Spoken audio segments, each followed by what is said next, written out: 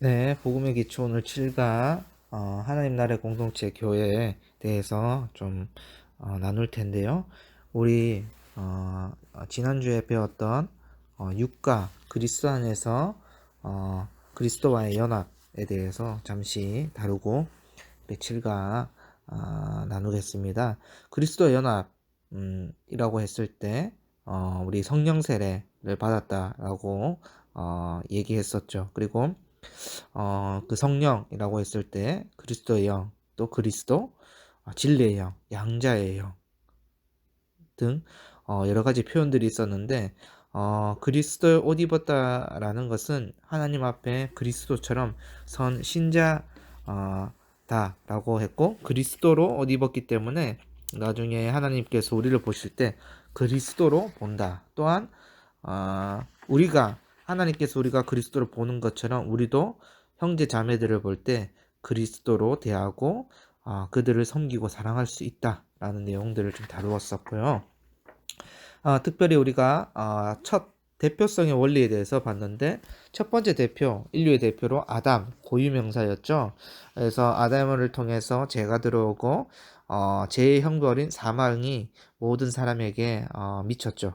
그런데 예수 그리스도가 둘째 아담, 마지막 아담으로서 첫째 아담이 실패했던 것을 예수 그리스도께서 다 성취하셔서 은혜가 더욱 우리에게 넘침을 보게 되었죠. 특별히 고린도전서 1장 30절과 31절 말씀을 통해서 그리스도 안에서 하나님의 지혜를 우리는 얻었고 또 그리스도를 전가받은 자가 우리의 모습이었고 또 그리스도처럼 날마다 거룩해질 수 있는 우리 존재에 대해서 봤었고 또 이제 마지막 때의 몸의 부활로 최종적인 구원에 이르는 영화에 대해서도 우리가 받게 될 것을 우리가 믿어야 되겠죠. 그래서 신자는요, 어떻게 살 것인가 라고 했을 때에 비방과 악의와 잘못된 그런 행동들로 악의적인 모습들로 우리가 살아갈 수 없다. 옛사람은 다 끊어졌고 죽고 새 사람으로서 그리스도의 모든 구원의 공로와 성취를 누리게 된다라는 사실을 꼭 기억했으면 좋겠고요. 그래서 그리스도 안에서 우리는 모든 것을 누리는 자다라고 했었고 위대한 교환 생각나시나요?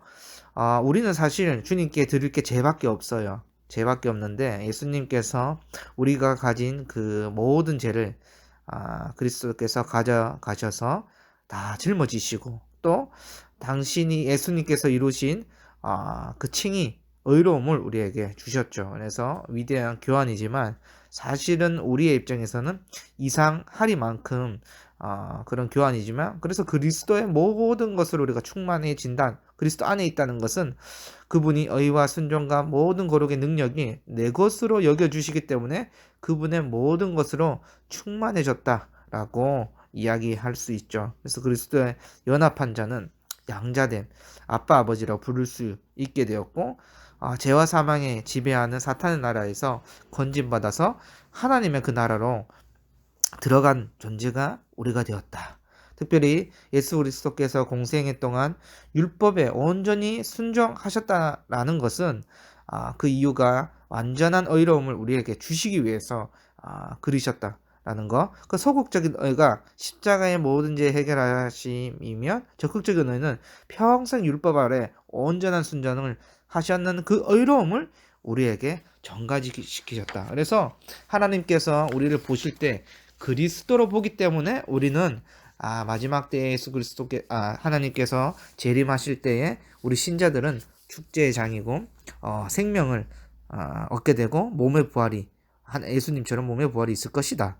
라는 사실을 기억해야 되겠죠. 그래서 그리스도로 옷 입은 자, 그리스도로 연합했다는 것은 이제는 그리스도의 충만한 복을 우리가 누리는 자, 제사함과 의로움을 받은 아들로서 그 하나님 나라의 복을 누리는 자가 되었다라는 사실. 그래서 사랑과 섬김의 의무가 본성에 의해 필연적인 행위가 우리에게 일어나야 된다는 것들도 우리가 좀 다뤘었는데 오늘은 그 연장선상에서 7가 하나님 나라의 공동체 교회에 대해서 좀 살펴보겠습니다.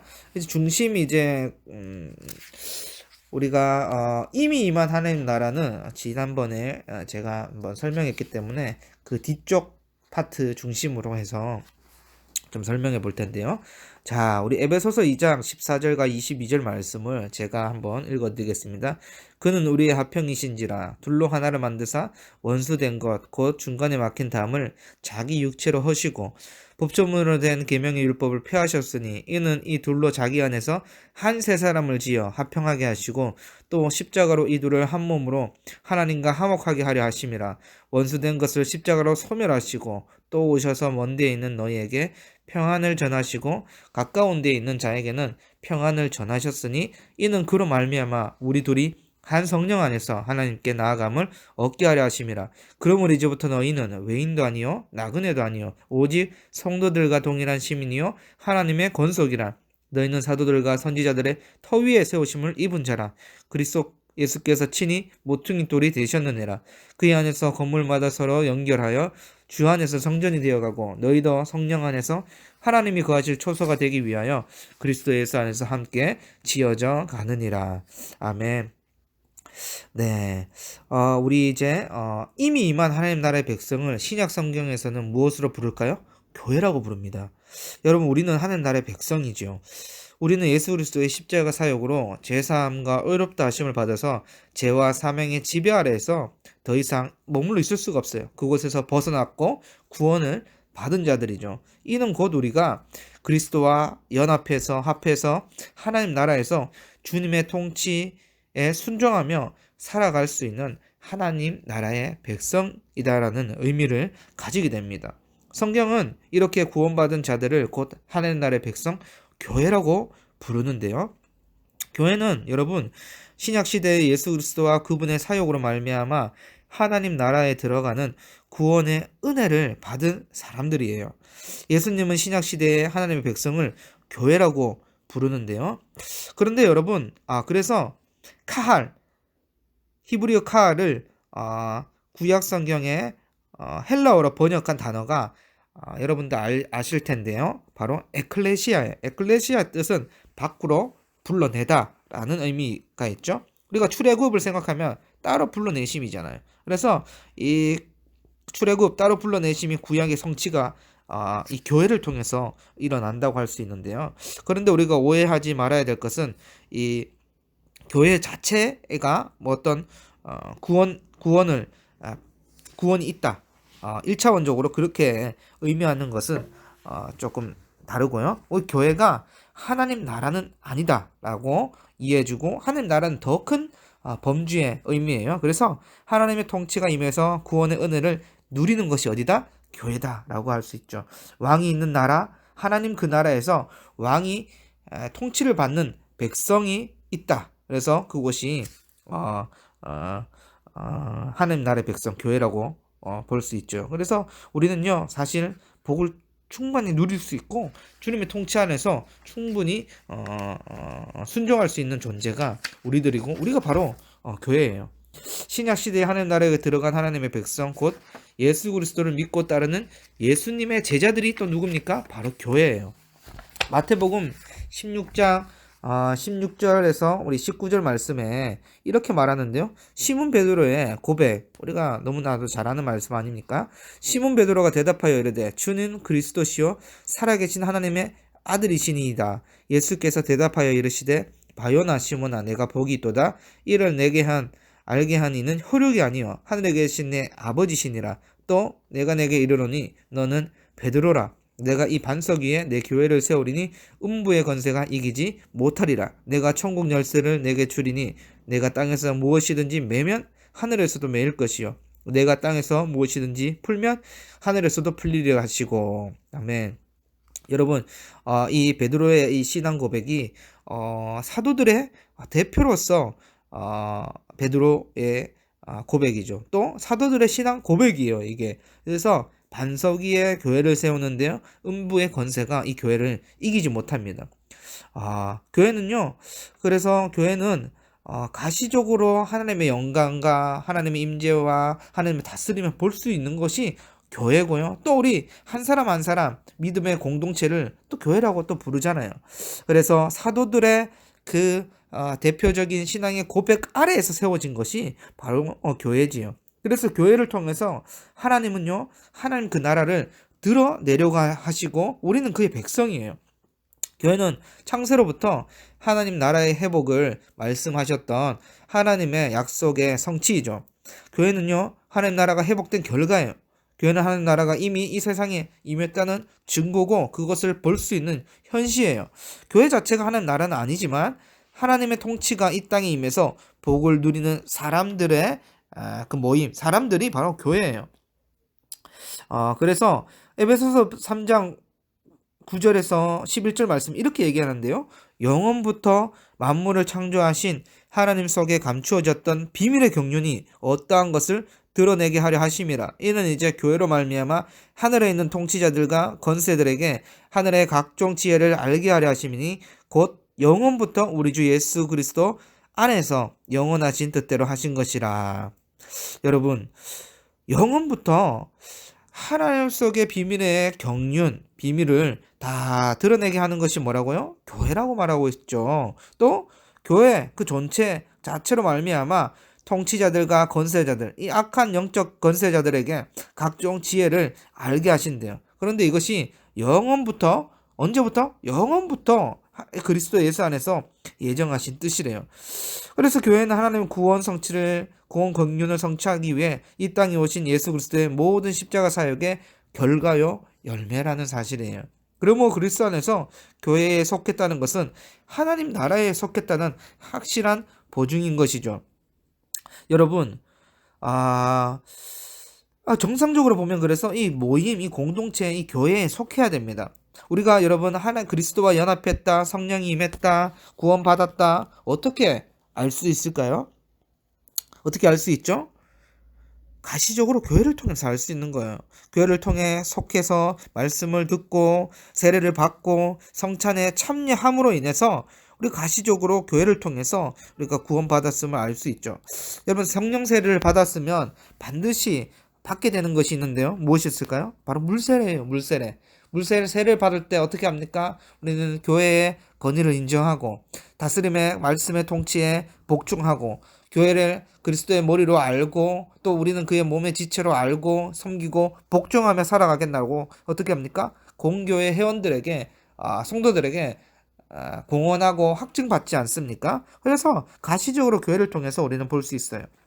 또 교회를 여러 가지 또 이미지로 성경은 말하는데요. 교회는 여러분도 들어보셨죠? 그리스도의 몸이에요. 또 교회를 어떻게 또 설명합니까? 교회는 그리스도의 머리시죠.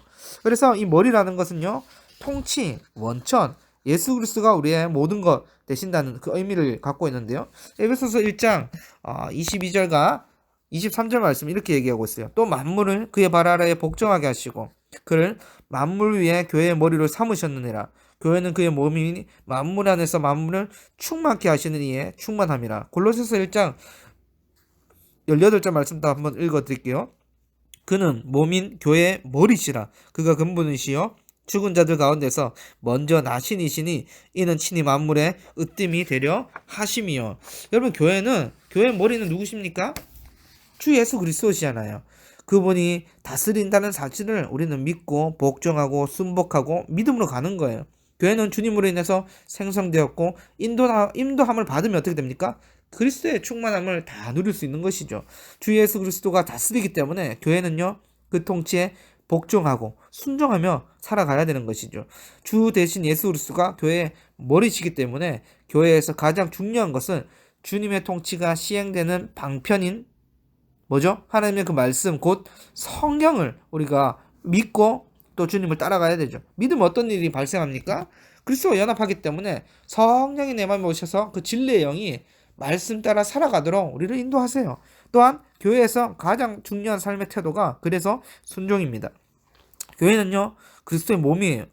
교회는 그리스도와 연합한 그의 몸이죠. 그래서 교회는 그분의 모든 것으로 충만할 수 있다라고 우리가 믿고 살아가야 되네. 교회 머리가 주 예수 그리스도이기 때문에 우리는 그분의 충만이 될 수 있는 것이에요. 한번 우리가 그 에베소서 금방 읽었던 말씀의 이미지를 한번 떠올려 볼까요? 만물 안에 만물에 충만하는 것이 바로 교회이다.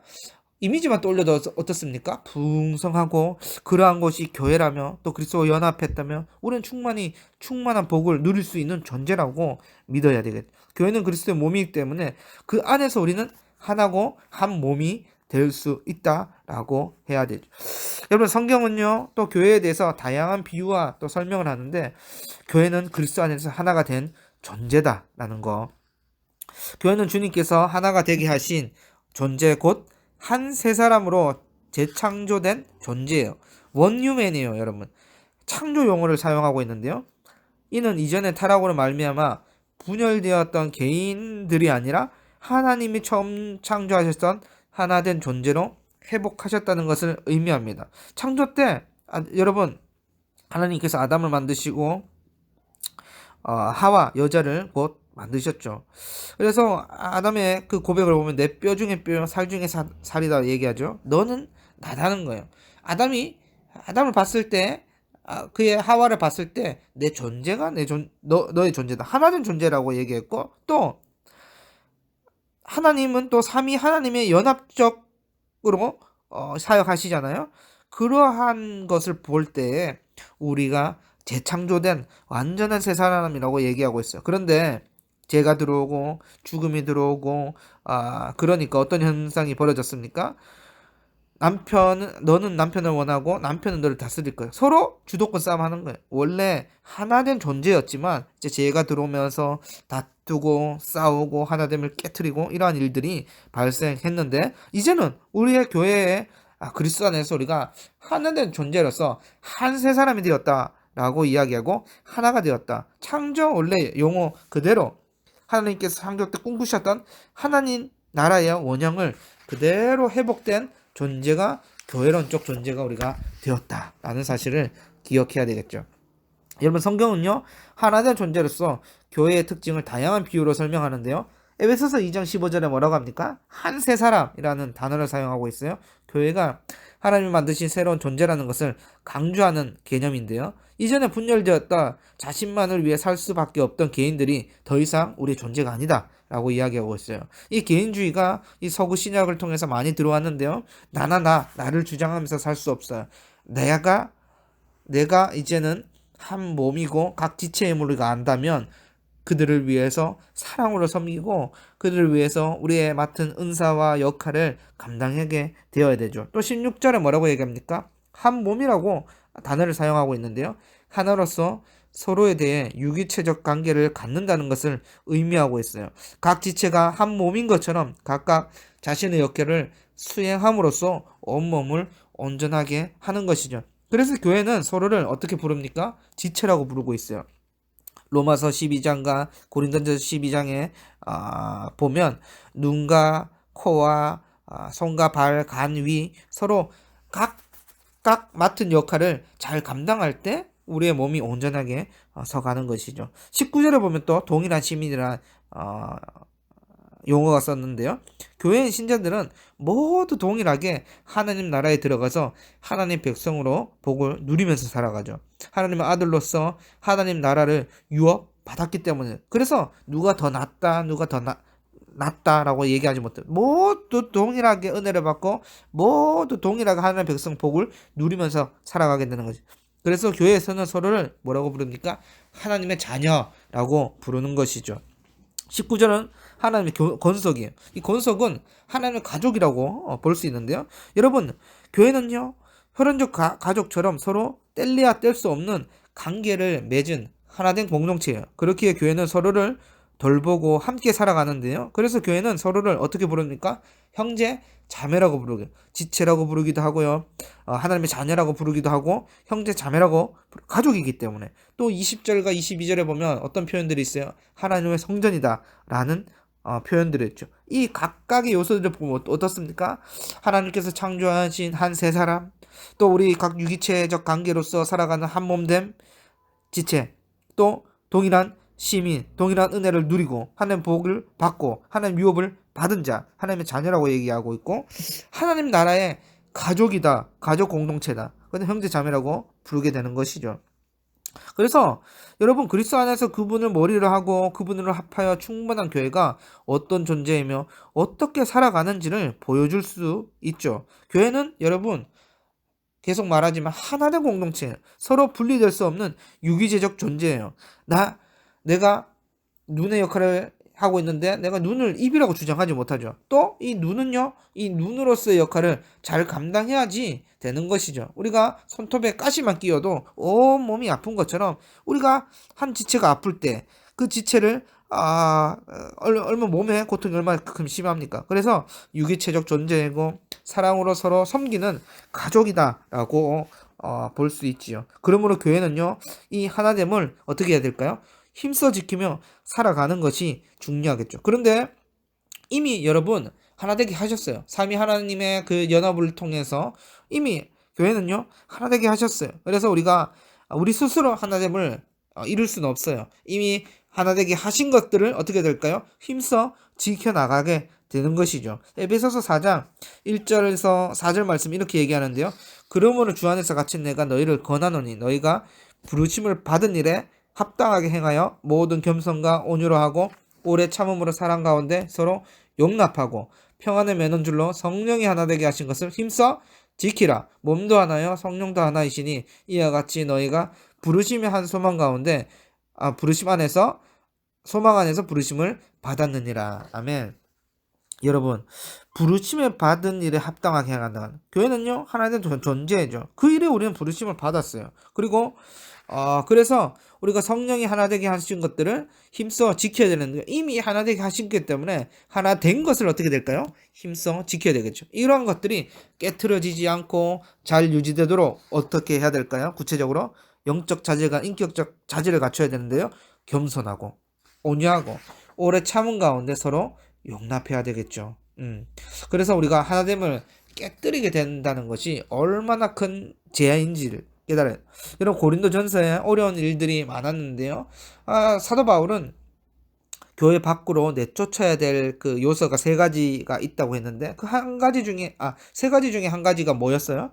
지체를 욕하고 교회를 분열시킬 때 가차없이 그들을 출교시키라고 했어요. 그만큼 교회는요 하나님 백성이 존재하고 은혜 복을 누릴 뿐만 아니라 우리는 유기체적 관계고 한 세 사람 완전히 새롭게 창조된 존재들이고 하나된 공동체이기 때문에 이 교회를 깨뜨리는 데에서는 가차없이 출교하라고 했어요. 그래서 그리스도와 연합했다라고 했을 때 그 안에 더 이상 개인적 고립된 존재가 아니라 교회론적 존재로 우리가 살아간다는 거. 그래서 여러분 모임에 꼭 들어야 되고 서로 교제해야 되고 서로 함께 울고 함께 웃는 우리가 공동체임을 알고 나를 내 자신을 남과 같이 우리가 사랑해야 되겠죠. 우리가 한 몸이고 한 공동체인데 그래서 여러분 교회는요 한 몸이자 많은 지체인 존재예요. 교회는 그리스도 안에서 하나요 한 세 사람이죠. 교회는 더 이상 분열되어서 반목할 수밖에 없는 그런 존재가 아니에요. 서로 나뉘고 분열하고 미워하고 싸우는 옛사람은 어떻게 되었습니까? 그리스도 안에서 죽었죠. 우리가 이제 다투고 분열시키고 교회를 아프게 하고 하면 누구한테 범죄하는 거예요? 사도 바울이 여러분 다메섹 회당에서 예수님을 만났을 때 그 내용을 살펴보면 좀 어떻습니까? 여러분 사도 바울이 박해했던 자는 누구였습니까? 예수님을 믿는 각 개인이었잖아요. 그런데 예수님께서 나타나셔서 음성으로 뭐라고 얘기해? 사울아 사울아 나를 왜 박해하느냐? 그러니까 이 공동체 교회를 박해했을 때 마치 뭐라고 얘기합니까? 자신을 박해한다고 얘기하고 있어요. 예수님이요. 그러니까 우리는요, 이 교회 그리고 이 교회를 무너뜨리고 훼손시키고 한몸됨을 모르고 또 이 각 지체를 힘들게 하고 교회를 방해한다면 또 옆에를 욕하고 비방한다면 사실은요 예수님을 우리가 박해하고 비난하고 욕하는 거랑 똑같아요. 그렇기 때문에 우리는 이제 새롭게 재창조된 완전한 새로운 존재요 새 사람이라는 걸 알고 이제는 더 이상 나누지 않고 하나된 교회다라는 것을 알아야 되겠죠. 집합적 존재가 되었고 공동체적 존재가 우리다. 새 사람의 정체성을 우리가 지녀야 되겠죠. 우리가 새로운 정체성을 지닌 교회적 존재라면 생각과 삶의 방식도 완전히 달라져야 되겠죠. 우리로서 존재하는 거야. 나로 존재하는 것이 아니라 우리예요. 우리가 교회로적 존재로서 우리는 어떻게 살아갈 것인가. 그래서 교회는요, 고룩을 떼어서 설명하지 못하는 거예요. 교회는요, 그래서 옆자치들 유기적 관계 때문에 더욱더 깊어질 뿐만 아니라 한몸됨을 이루어 가야 되는 것이죠. 여러분, 한몸이라고 할 뿐만 아니라 교회는요, 한몸에 많은 지체들을 가진 존재들이 바로 교회인데요. 몸에는 많은 지체들이 있지요. 눈과 코와 입이 있고요, 손과 발이 있고요, 또한 심장, 간, 위 등 등등 아주 여러 가지죠. 근데 이 모든 것이 합쳐서 뭐를 이루어 갑니까? 한몸됨을 이루어 가는 거예요. 각 지체들이 유기체적으로 결합되어 있기 때문에 한 몸이고, 한 몸으로서 온전히 기능하려면 각 지체들이 어떻게 됩니까? 제 역할과 기능을 다 해야 되겠죠. 기능 방식과 존재의 방식이 어떤지를 우리가 알아야 돼요. 한 몸이지만 유기체적 그 지체들이 각자 결합해서 제 역할과 기능을 잘 감당해야 되겠죠. 이 한 몸 많은 지체론이 교회적 존재와 교회적 삶을 잘 설명해 주죠. 교회는 한 몸인데요. 그리고 교회의 모든 회원들은 그 몸의 각 지체들이죠. 그래서 여러분, 우리가 은혜를 받았다면 은사를 다 받았어요.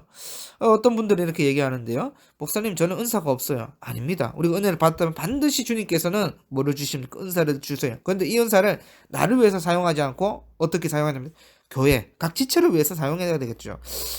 은사가 없다고 말하는 것은요, 여러분, 기능이 없다고 말하는 것과 똑같아요. 자신이 받은 것이 없다고 얘기하는 것과 똑같고, 교회를 위해서 사용하지 않겠다고 말하는 것과 똑같아요. 그래서 여러분, 우리가 한 몸으로 존재된 것을 다시금 이해하고 힘써 지켜나가야 되겠죠. 각 지체들의 제 기능을 다함으로써 온몸이 제대로 서가도록 그리스도 장성한 분량으로 교회가 그리스도 장성한 분량으로 세워져 갈 수 있도록 우리가 온전히 더 자라갈 것을 알아야 되고, 더 큰 힘을 얻어서 자기 역할을 잘 감당해야 되겠죠. 그래서 여러분, 우리가 은사에서 소외된 자는 아무도 없어요. 다 은사를 받았고요. 우리가 이제 이 교회의 성도 참된 믿음으로 구원을 받아서 그리스도 안에서 교회가 된 신자가 되었어요. 교회의 그 회원 성도는요, 즉 참된 신자라면 모든 교회의 몸의 지체로서 은사를 우리가 다 받은 존재예요. 주님이 주신 은사는 주님의 충만함의 분깃이에요. 각 사람이 다 함께 받아서 누리게 되죠. 그래서 여러분, 은혜를 카리스라고 하잖아요. 은사는요, 카리스마예요. 접도를 사용하는데요. 그래서 은혜가 주님께 결과물로 우리에게 주신 선물이라면 그것을 주로 어디에 나타납니까? 은사로서 이제 나타나죠. 교회에 이제 사용하면 되는 거예요. 각 사람에게 성령을 나타내시면 유익하다고 얘기했잖아요. 그러니까 이 성령을 받았다는 것은 또 은혜를 받았다는 것이고, 또 은사를 받았다는 것인데, 이 은사를 교회를 통해서 잘 사용할 수 있는 저와 여러분들이 되었으면 좋겠어요. 또 은사의 종류가 로마서 12장과 고린도 전서 12장에 나오는데요. 예언의 은사, 섬김의 은사, 가르치는 은사, 위로의 은사, 구제하는 은사, 다스리는 은사, 국률의 은사, 모두 다양하죠. 섬김과 섬김이 있는데, 여러분, 직분으로 좀 얘기해 볼까요? 집사는요, 여러분, 디아코노스예요. 디아코노스는요, 섬김, 즉 식탁에서 시중드는 자예요.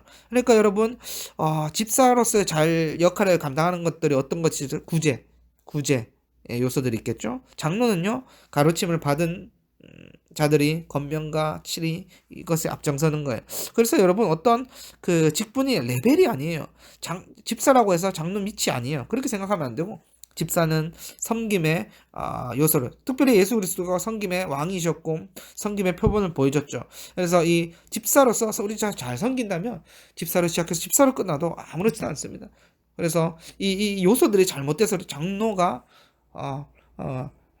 섬기는데 깊숙이 관여하고 있고, 또 집사는요, 권면과 치리에 앞장서고 있다면 뭔가 조금 다르죠. 각자 맡은 직분으로서 역할이 있는데, 집사는요, 식탁에서 시중드는 자, 그 섬김의 표본으로서 구제하면서 이렇게 되는 것이죠. 여러분, 그래서 이제 고린도전서 12장에는 지혜의 말씀과 지식의 말씀, 믿음의 은사, 본고침의 은사, 능력 행하는 은사, 예언의 은사, 영들 분별하는 은사 얘기하는데, 여러분 우리가 은사를 다 받았어. 이 모든 것들을 우리에게 다 주어졌기 때문에 주님 저는요 가르치는 은사가 있는지 모르겠어요. 좀 받은지 모르겠어요. 이렇게 얘기하기 전에 옆에 복음을 모르는 사람이 있습니까? 내가 좀 더 배웠습니까? 내가 좀 알고 있습니까? 그럼 어떻습니까? 잘 설명해 주세요. 그러면 어떻게 됩니까? 자신도 모르는 사이에 점검되는 거예요. 내가 가르치는 은사를 받았구나. 또 옆에 지체가 어려워하고 힘들어하고 있습니까?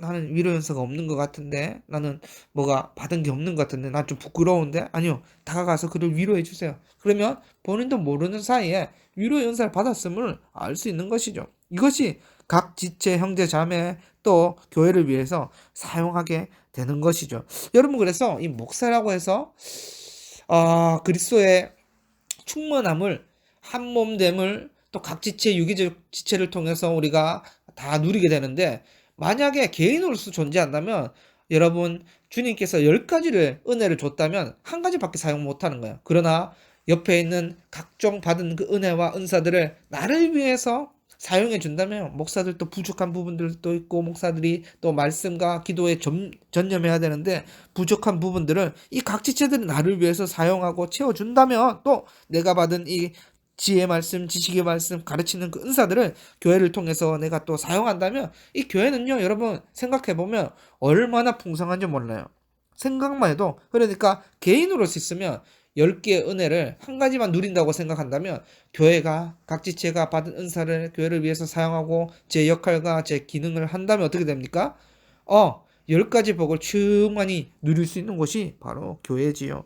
그래서 교회의 모든 회원이 각자의 은사를 제대로 사용하는 것은 그리스도의 충만이 나타나고 베풀어지는 것이다 라고 할 수 있습니다. 서로 종로를 해야 되는, 내가 남에게 종로를 하는 것을 그치는 것이 아니고, 나도 남을 종로로 타고 남도 나를 종로로, 서로 종로로 탈 때, 그 섬김을 받을 때에, 은사를 섬김 받을 때 그리스도의 충만, 곧 하나님 나라의 충만한 복을 누릴 수 있는 것이죠.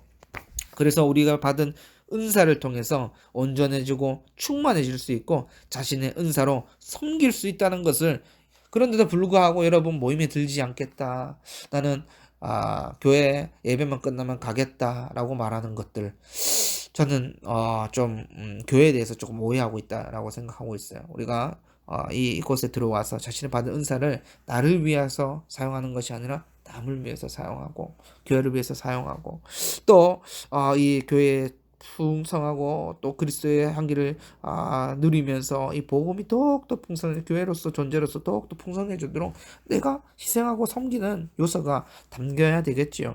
그래서 여러분, 자신의 은사로 자신의 것을 나누며 섬긴다는 것은요 사랑이 있어야 되겠죠.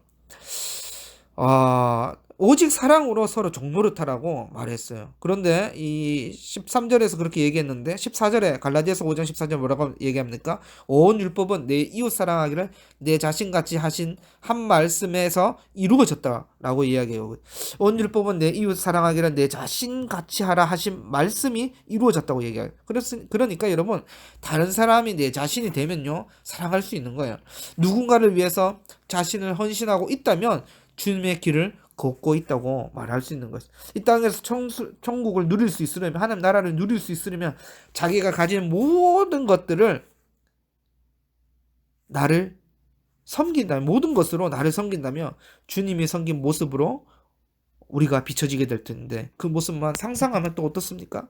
내가 다른 일을 위해서 다 헌신하고, 다른 이들 나를 위해서 다 헌신하고, 오직 사랑으로 서로 종로를 타기로 결단하고, 그럴 때에 하나님 나라의 섬김의 모습이 이 교회를 통해서 풍성하게 보여지겠죠.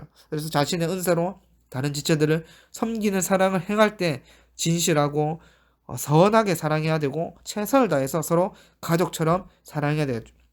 가족이 아픈데 내가 돈을 아낀다고 얘기할 수 있습니까? 가족이 지금 남편이 아프고 아내가 아프고 자식이 아프고 막 죽는다고 얘기하는데, 더 이 가족을 위해서 나는요 병원에 데려가지 못합니다, 약을 사지 못합니다, 돈을 쓰지 못합니다, 얘기할 수 있습니까? 우리는 이 한 가족 공동체라 얘기하고, 한 세 사람이라 얘기하고, 하나된 존재라고 얘기하고 있는데, 어찌 이 가족 앞에서 그렇게 말할 수 있을까? 아니죠.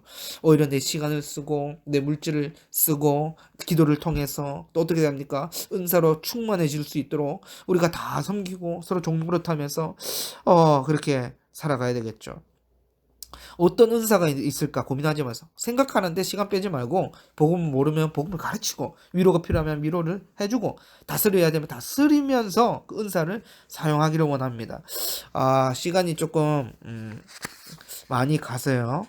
자, 우리 사도행전 말씀 조금 짧게 나누고 이 교회에 대해서 마칠 텐데요. 자, 사도행전 2장 41절에서 47절 말씀 제가 한번 읽어드리겠습니다. 그 말을 받은 사람들은 세례를 받으며 이날의 신도의 수가 3천이나 더하리라. 그들이 사도의 가르침을 받아 서로 교제하고 떡을 떼며 오로지 기도하기를 힘쓰니라. 사람마다 두려워하는데 사도들로 말미암아 기사와 표적이 만에 나타나고 믿는 사람이 다 함께 있어 모든 물건을 서로 통용하고 또 재산과 소유를 팔아 각 사람의 필요를 따라 나눠주며 날마다 마음을 같이하여 성전에 모이기를 힘쓰고 집에서 떡을 떼며 기쁨과 순전한 마음으로 음식을 먹고 하나님을 찬미하며 또 온 백성에게 칭송을 받으니 주께서 구원받는 사람은 날마다 더하게 하시니라. 아멘. 여러분, 교회는 어떤 공동체라고 얘기하고 있어요? 41절에 예수 그리스도의 복음을 듣고 믿고 세례 받은 자들의 공동체다. 아까 얘기했듯이 우리가 성령을 받았다면 세례를 성령 세례를 받았다면 반드시 물 세례를 받아야 되는데 우리가 세례 받은 존재예요. 예수 그리스도 복음을 듣고 회개하며 예수님을 주와 그리스도로 믿어 성령을 받은 그 자체가 바로 교회이지요. 베드로가 그래서 베드로 연설 때에 초대교회가 탄생하는데요. 사도행전 2장 38절 뭐라고 얘기합니까? 베드로가 이르되 말씀하되 너희가 각각 회개하여 예수 그리스도 이름으로 세례를 받고 제사함을 받으라. 그리하면 성령을 선물로 받으리라. 초대교회가 이제 탄생하고 여러분 또 에베소서 2장 20절 어떻습니까? 너희는 사도들과 선지자의 터 위에 세움을 입은 자라 그리스도 예수께서 친히 모퉁이 돌이 되셨느니라. 그래서 여러분 이 사도들과 선지자 터 위에 우리 이 교회가 세워진 존재예요. 하나님의 말씀이 모든 것이 이루어진 거예요. 예배와 교제와 함께 무엇을 하든지 그리스도께서 친히 모퉁이 돌이 되셨기 때문에 모든 것이 이루어지. 모퉁이 돌은 사방이 든든히 윗면과 옆면과 아랫면이 다 튼튼히 서 있는 거예요. 예수께서 다 친히 반석이 되셨기 때문에 우리는 이 모든 것이 말씀 위에 이루어지게 되어 있죠. 왜냐하면 예수 그리스도가 하나님이 곧 말씀이라고 요한복음이 말하기 때문에 교회는요 또 예수 그리스도의 복음을 전하고 그것을 믿는 자들이 믿음을 확인한 후에 세례를 통해서 교회 회원으로 받아들일 수 있어요. 왜 공교회를 통해서 사람들 앞에서 하나님 앞에 선언하고 확증하고 또 걔는 이 사실을 확정하고 이제는 그 예수 그리스도 안에서 성령을 받았고 새 생명으로 재창조된 새 사람이 되었기 때문에 이제 우리는 성도로 받아들여야 되고 그래서 여러분 세례식을 거할 때 우리 기쁨으로 축제자 서로 너무 축하해 줘야 돼요. 또 그리고 세례를 받았다는 것은 또 무엇에 참여할 수 있습니까? 여러분 성찬식에 참여할 수 있어요. 주님이 본부하신 모든 것을 가르쳐 지키게 하고 교회적 존재로서 살아갈 수 있도록 어떻게 됩니까? 지도해야 되겠죠. 우리가 교회는요 참되게 믿는지를 확증해야 되고 확인해야 되고 그때 세례를 주고 공교회 모든 구성원 중에 확인해야 되겠죠. 여러분 마태복음 28장 19절과 20절 말씀은 하나님 우리에게 주신 마지막 본부의 말씀 우로 우리가 잘 알고 있는데요. 너희는 가서 모든 민족을 제자로 삼아서 아버지와 아들과 성령의 이름으로 세례를 베풀고 네가 너희에게 분부한 모든 것을 가르쳐 지키게 하라. 볼지어다 내가 세상 끝날까지 너희와 함께 하시느니라. 그래서 여러분 제자로 삼고 우리가 여기에 초점을 너무 많이 맞추는데 삼고 어떻게 하라고 합니까? 아버지와 아들과 성령의 이름으로 세례를 베풀라고 얘기하고 있어요. 세례가 무너지면 사실은요 교회가 다 무너집니다. 왜냐하면 복음과 상관없는 자가 세례를 받게 된다는 말과 같을 텐데요. 그러면 이 교회가 흐트러지고 다 무너지겠죠. 그래서 이 당에는요 위원회는요 목사와 장로들뿐만 아니라 이 위원회는요 뭐를 제대로 해야 될까? 세례를 제대로 베풀어야 돼. 하나님의 말씀 정확히 아는지 또 정확히 가르쳐야 될 뿐만 아니라 그 말씀을 복종하고 다짐하는지 연기하는 것은 아닌지 우리가 충만하게 이 복음을 잘 설명하는지 우리가 볼 때에 그때 세례를 베풀고 이전에 이 세례를 받은 자가 그 말씀에 순종하지 못하고 그 말씀 어긴다면 어떻게 될까요? 출교하는 족지 당연히 하나님 앞에 부정을 저질렀고 또 이 교회 구성원들 앞에서 거짓을 행했기 때문에 그렇게 되겠죠. 그래서 교회는요 사도의 가르침 가장 중요하게 생각하고 그 가르침을 받는 일에 힘썼어요. 우리가 이제 교회에 가장 힘써야 될 것이 무엇일까라고 했을 때 가르침 또 그 말씀에 복종하는 일, 그 일에 힘썼죠. 사도들의 가르침, 사도들 터 위에 세워진 것이 교회라면 사도의 그 가르침, 말씀, 주님의 통치가 실현되는 말씀으로 통치되죠. 그래서 그 백성으로서 가장 중요한 삶의 태도가 있다면 무엇일까요? 순종이에요. 순종. 하나님의 그 가르침을 받고 그 말씀에 아멘으로 순종하는 자에게 복을 누리면서 살아갈 수 있는 것이죠. 그래서 목사는요, 사실은 아무나 세워지면 안 되죠. 교회, 노예, 검증을 받아야 되고 더 강력하게 검증을 해야 되겠죠. 하나님 어떻게 다스리시나 말씀으로 통치하신다는 사실을 우리가 알고 해야 되겠죠. 또 성경은요, 뭐라고 얘기하고 있어요? 모든 성경은 하나님의 감동으로 된 것으로 교훈과 책망과 바르게 함과 오히려 교육하기에 유익하다고 말했어요. 이는 하나님의 사람으로 온전하게 할 뿐만 아니라 모든 선한 일을 행할 능력을 갖추게 한다고 얘기했어요. 성경은요, 여러분 어떻게 얘기합니까? 교훈도 주지요. 우리를 바르게 하도록 이끌지요. 우리의 죄악됨을 책망하고 훈계하지요. 또 바르게 하고 옳은 말씀으로 교육되게 한다고 말해요. 말씀이 사람을 변화시킨 것을 믿어야겠죠. 우리 한국 정서사 하가 있다고 얘기하는데요. 저는요, 이 진리의 영이 우리를 다스리면요, 또 말씀이 우리를 이끌면 어떻게 되냐? 점점 그리스도 인격체로 변화될 것을 믿어요. 저도요, 정말 그렇게 분이 많았고 하도 많았고 성질도 아주 때로는 정말 이런 성질로 목회를 할 수 있을까라고 생각될 때도 있지만 자꾸 성령을 그리스도의 진리 영이기 때문에 말씀대로 온유할 뿐만 아니라 남을 용서하고 인내함으로 살아가도록 하나님을 힘써야 되겠죠. 교회론 쪽 존재이기 때문에. 그래서 순종에는요, 여러분 오직 어떤 희생과 대가가 있더라도 감수한다는 자세가 필요해요. 주님이 가고자 하면 여러분 어떻게 됩니까? 가야 되죠. 주님이 서고자 하면 서야 되겠죠. 지금 주님은 만물의 주관자시요 만우주의 왕이라고 얘기하는데 임금이 우리 그 드라마나 영화 같은 임금이 명령하는데 하기 싫습니다. 그렇게 얘기할 수 있을까? 바로 그냥 죽겠죠. 목이 날아가겠죠. 그런데 임금이 명령하면 어떻게 됩니까? 주님이 가고자 하면 그 왕이 뭐 명령한 곳에 복종하겠나이다. 충성하겠나이다. 꿈을 다 복종하겠나이다. 얘기하지 않습니까? 그래서 여러분 우리가 이 하나님 나라의 그 은혜를 누린다고 얘기했을 때 왕이 명령한다면 아멘으로 순종하면서 기꺼이 나아야 되겠죠. 그래서 우리가 적용할 때 이것만 취할래요. 이거는 내가 꺼리끼기 때문에 취하기 싫어요. 이것만 내가 유익한 것만 취할래. 이렇게 말은 어때요? 성경이 말하고 왕이 말하고 예수 그리스도가 우리에게 말하고 있는데 그렇다면 어떻게 됩니까?